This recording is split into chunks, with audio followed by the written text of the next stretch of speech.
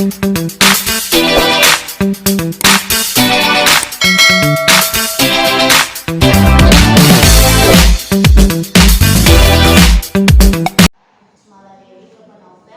pada tahun 1932. Muhammad Qasim, karyanya Muda Teruna, novel pada tahun 1922. Pangeran Hindri, karyanya terjemahan cerita anak karya Lewu Alai pada tahun 1931. Selanjutnya ada Marasuman Hasibuan, karyanya Kasih Tak Ternilai, novel pada tahun 1930. Ada Rustom Effendi, karyanya Bebasari, berupa drama pada tahun 1926. Dan terakhir Abdul Rifai, berupa puisi yaitu Gubahan pada tahun 1930. Oke, Hamka ditulisnya kan? Jadi ada Hamka, tapi ada beberapa nama yang tidak begitu populer, Anda ya. Tapi karya-karya yang momentum yang perlu kita baca itu ada karya-karya yang jadi sebutan, jadi pembicaraan para kritikus. Ya, kayak Marasli, ya. Jadi kalau kita lihat nama-nama itu rata-rata nama dari Sumatera. Coba baca sejarahnya Balai Pustaka. Coba baca sejarahnya Balai Pustaka itu dari mana aja. Coba, siapa yang mau baca?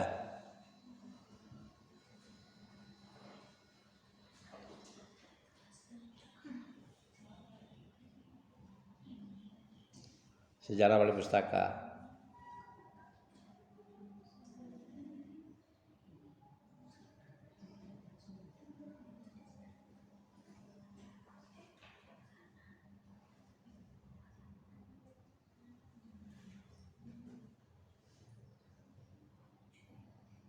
Ada yang dapat?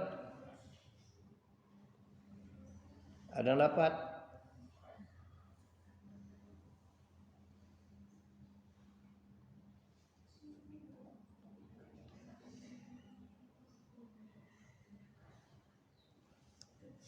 Jadi kalau Anda cari nanti termasuk itu Armin Pani dikategorikan Balai Pustaka. Malah karyanya tidak terbit di Balai Pustaka. Jadi dia sama dengan Rendra. Rendra itu masuk angkatan 66, dia masuk nulis. Tapi dia tidak populer sebagai penulis aktif aja. Dia populernya ketika tahun 80-an, zaman Orde Baru. Karena puisi-puisinya itu puisi-puisi protes. Ya, puisi-puisi balada. Padahal kalau Anda lihat, dia menulis itu dari tahun 66.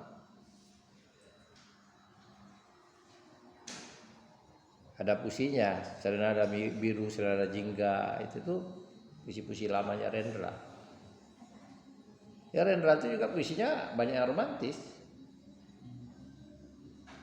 Banyak romantis gitu. Baik, udah tahu bisa baca? Siapa yang dapat tentang sejarah itu? Yang apa itu? Yang tentang Balai Pustaka. Sekedar untuk mengetahui aja gitu. Bahwa ini penulisnya banyak dari Sumatera, ya, karena dalam sejarahnya di Bukit Tinggi itu dulu kita kan Riau ini gabung nih Sumatera, Jambi, Padang, satu Sumatera Barat, sama Riau itu kategorinya Sumatera Tengah. Tahun 57 kita pisah, tahun 57 dimekarkan, kebetulan dibagi tiga. Ada Riau, kemudian Sumatera Barat dan Jambi. Nah, itu sejarahnya. Jadi dulu orang Riau karena pusat pemerintahan itu di Bukit Tinggi, kan biasalah pembangunan itu kan lebih banyak di pusat pemerintahan. Banyak orang Riau itu sekolahnya di Bukit Tinggi. Dulu ada didirikan sekolah Melayu Tinggi. Artinya sekolah yang dalam hal sekarang ini ibaratnya kalau dikatakan sekarang ini sekolah plus lah. Dia menggunakan bahasa Melayu yang terbina. Nah itulah yang akhirnya melahirkan penulis-penulis dari Melayu, dari Minang. Karena tulisannya itu dari daerah dan kebetulan daerah Sumatera Barat, kebetulan pemerintah Belanda waktu itu menekankan tidak bisa bicara tentang hal politik tidak boleh bicarakan hal yang politik, maka itu tema-tema yang diangkat itu tema-tema daerah, adat, ya yang menonjol di daerah, ya tentang orang yang romantis tadi itu saya katakan, yang perempuan itu jadi objek, karena yang selalu jadi objek dulunya kan perempuan, sudah pacaran, udah bertemu, udah kasih-kasihan, udah jadi nikah. Nah itu dikatakan temanya kasih tak sampai. Itu dikatakan bentuk aliran itu aliran romantis karena kisah perjalanan percintaan orang. Tapi romantis itu ada dua, ya, ada romantis humanis, ada romantis religius. Artinya romantis tapi penyelesaiannya religius, ke agama. Kayak Tuhamka itu religius, di bawah lindungan Ka'bah, larinya kan ke agama. Nah tiba balai pustaka, Pujangga Baru, dia tidak lagi bicara tentang daerah, sudah bicara temanya ke metropolis, ke Jakarta, kota-kota besar. Nah itu ditandai jadi dengan bentuk novel namanya Sukreni Gadis Bali. Bagaimana tentang gadis Bali itu yang dia pindah ke Jakarta. Sukreni Gadis Bali, Anda bisa baca itu. Jadi muncul, kalau sudah Jakarta apa? Muncullah yang namanya aliran realis. Yang realis artinya ada realis yang dia masih sifatnya masih kompromi dengan budaya. Ya realis itu artinya pengarangnya masih punya kompromi dengan budaya, ada hal yang bisa diceritakan dan tidak. Tapi ada realis yang betul-betul namanya real. Nama itu dipelopori dari Prancis, Émile Zola namanya, bentuk realis. Yang realis yang dikatakan lebih surrealis, Émile Zola. Nah, muncullah nama bentuk sastrawan roman kontekstual. Kontekstual itu artinya pengarang tidak mempertimbangkan budaya, dia mempertimbangkan cuma peristiwa itu sudah terjadi. Itulah belenggu. Ya, karena dulu orang naif bicara tentang itu, walaupun dalam kehidupan nyata dari zaman kerajaan orang sudah menceritakan tentang selingkuh itu, tapi dalam mempublikasikan kan tidak boleh. Budaya kita untuk kesantunan tidak boleh. Tapi ketika itu sudah jadi masuknya aliran realis, nah dia melanggar hal-hal seperti itu, tidak mempertimbangkan hal seperti itu. Nah kalau Anda baca nanti Anda bisa melihat namanya aliran atau bentuk sastra kontekstual. Jadi kalau dikatakan orang karya fiksi yang bentuk kontekstual, ya karya fiksi yang lebih realis, ya, atau dikatakan surrealis gitu. Sesuatu yang di luar batas. Bukan berarti tidak ada kejadian. Kalau tidak ada kejadian berarti itu dongeng. Ya, yang ada kejadian gitu. Saya beri contoh ini. Kalau misalnya dalam masa sekarang ini ada orang membuat novel mengatakan seorang anak berhubungan badan dengan saudaranya atau dengan orang tuanya, kira-kira diterima nggak? Nggak diterima orang. Tapi realnya ada, kejadiannya ada. Saya nggak bohong kondisinya. Itu sampai bingung tuh Bukit Raya. Dulu pernah ditahan seorang bapak, bahkan dia punya anak sampai melahirkan. Jadi ceritanya bapak ini duda, tinggal sendiri. Nah tiba-tiba anaknya janda, udah punya anak, lalu karena dia ditinggal suaminya, dia numpang sama bapaknya. Kalau saya nggak salah di Harapan Raya. Lalu anaknya ini, yang janda ini, ya mungkin lagi-lagi dia masa-masanya dia mekar, dia mengajak ayahnya itu bersetubuh. Sampai punya anak, jadi bingung polisi apakah manggil datuk atau manggil bapak gitu. Nah itu yang saya katakan dalam real kejadian itu ada. Cuma kan efek itu filternya di sastrawan. Gak mungkin diceritakan oleh sastrawan kan begitu. Nah, hal-hal yang di luar dari apa kita pasti ada terkait kaget gitu. Kalau kita tahu, cuma kan kita nggak mungkin kemukakan. Ya, sama kasus dulu tahun 80-an itu Jogja itu dianggap kota pelajar. Tahun 70-an itu kota pelajar, tahun 70-an 80-an. Ya. Karena orang dari Sumatera mau kuliah anaknya ke Jogja. Orang ada betul sekolah di sana tuh orang naik sepeda, ya, udaranya bagus. Memang kota pelajar. Tapi diam-diam ada penelitian dari lembaga dari UI mengedarkan angket di Jogja itu. Nah, ini istilah pertama kali yang dikatakan orang kumpul kebo. Dia disebarkannya di daerah kosan-kosan itu. Ternyata ya banyak di kosan itu orang mahasiswa itu tinggal tanpa ada ikatan suami istri. Itu istilah kumpul kebo itu. Itu di Jogja pertama kali. Dan ketika itu hasil survei itu, hasil penelitian itu muncul, sama Sultan ngomong. Bicara orang nggak mau terima, ya. Tapi kenyataan begitu, kenyataan itu begitu. Jadi jangan heran kalau nanti tiba-tiba dalam kehidupan kota ya, apalagi dulunya waktu zaman saya lagi jaya-jayanya, lagi orang terkenalnya orang Riau. Jadi tahunya kalau orang Riau kuliah itu anak Caltech. Jadi orang yang punya pondokan di Jogja, dia paling suka di mana Riau. Tahunya itu anak-anak itu kerja, orang tuanya kerja di Caltech, Royal gitu. Tahunya. Dan banyak anak Riau itu nggak jadi, putus sekolah tengah jalan gitu, karena kehidupan tadi. Gitu. Nah ini yang saya katakan tadi, kalau bicarakan karya fiksi yang kontekstual yang mana Pak? Itu yang dia bicarakan tentang, Anda lihat nanti isinya, objeknya itu tentang apa. Ya. Gitu. Itu yang dipahami ya.